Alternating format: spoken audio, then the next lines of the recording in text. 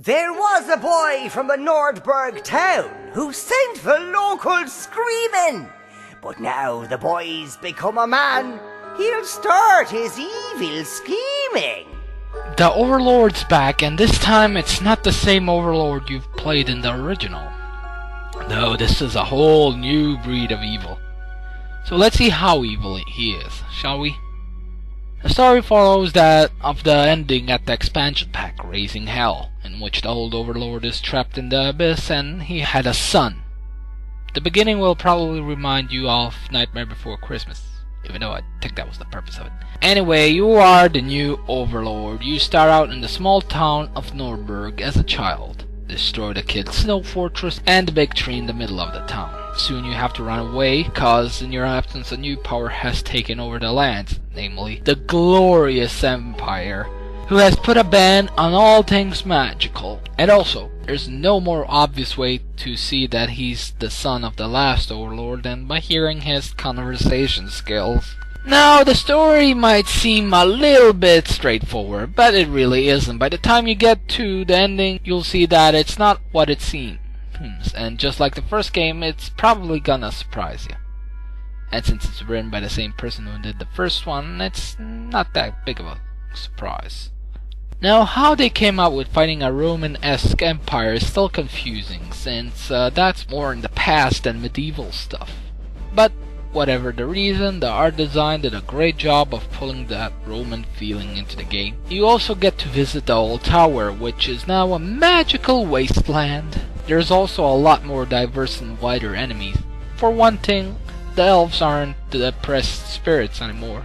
They are happy, hippie elves that protect all that is fluffy and nice. There's Yetis, Roman soldiers, They call me Miss Trixieville Buttercup Fairy, spiders and the like. Warning, the following footage, although short, might scar you for life or blind you. There's also an emphasis on fat jokes, apparently.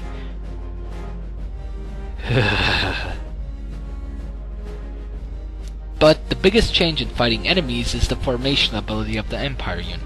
This is an excellent gameplay addition and makes the game a whole lot more challenging. The thing is that they receive quite a ridiculous defense boost, but there is also two ways to break them. One way is to kill their commander. Kill him and the rest of the troops should be a lot easier to kill, or you could use mounts to breach them and then kick some ass. Although do watch out, get stuck between them and you haven't broken them yet, and you might get your ass kicked. Speaking of mounts, another new gameplay mechanic are the mounts. There are 3 mount types. There's the wolves, for the browns to charge into enemies and jump small gaps, the spiders for the greens that can climb spider webs, and the salamanders that roll up into balls and can shoot when mounted with reds while moving. Other gameplay additions, such as using catapult to destroy legions of Empire forces, you even do that close to the start of the game when you're a child, to sailing a ship.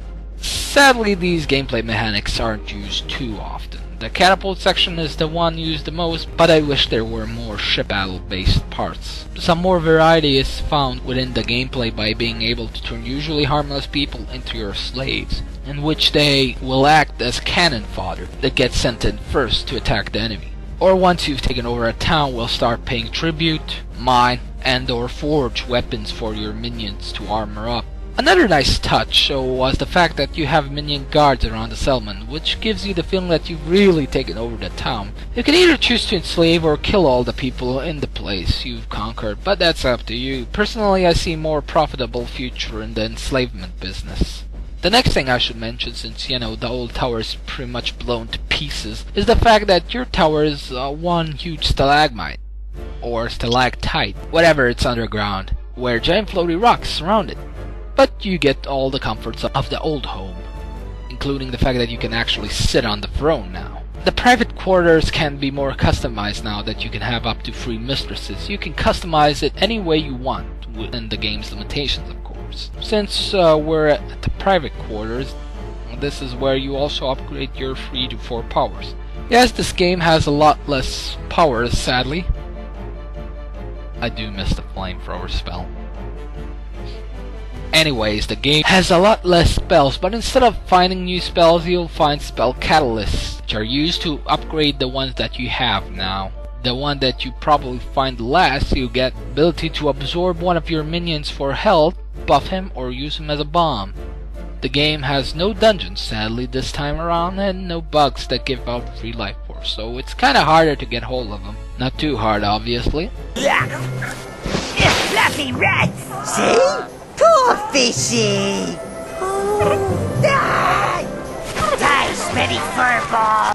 This time, the forge isn't just used for making weapons and armor. Even though you won't have to go hunting for forges, you still do have to hunt for better weapons though. And due to the absence of a dungeon, it's a lot easier to lose a lot of life force quickly, and you can't customize your weapons as much as you did in the first game.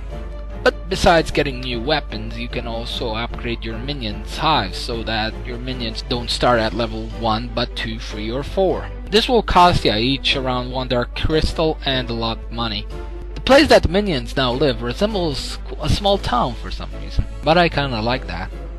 And also another element that has been added is the fact that you can visit each hive individually. Browns are your main melee fighters due to their attitude of hit first, jump up and down on the carcass later. And check on your minions. Each one has a unique name and apparently nickname, which adds a lot more personality to the minion. They also have levels now, and guess what? There's a minion reaper now that can revive your favorite minions and they will give him a hug afterwards. Hey, what would you do if you were resurrected? Even though it costed like 10 other minion lives.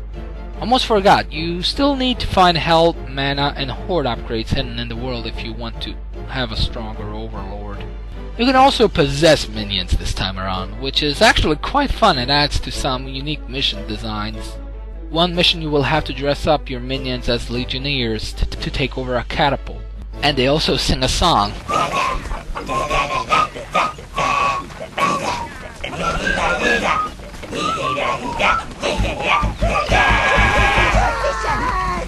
Speaking of, I almost forgot the Jester is now a bit more poetic than the first one, so I ain't quite sure if they're the same.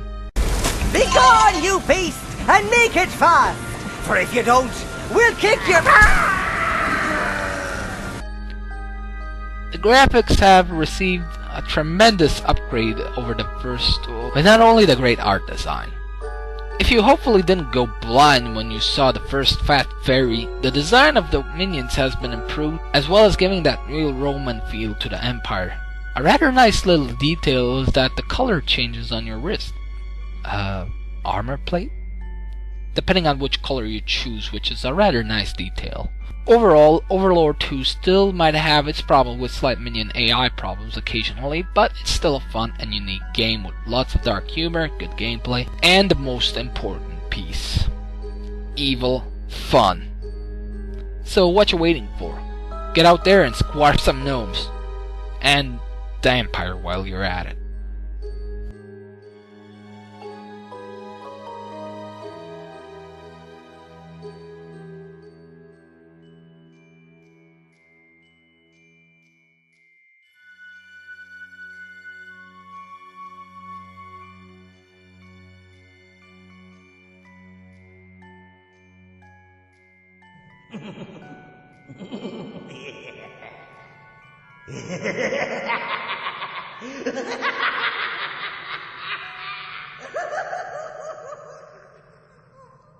My hunting scars?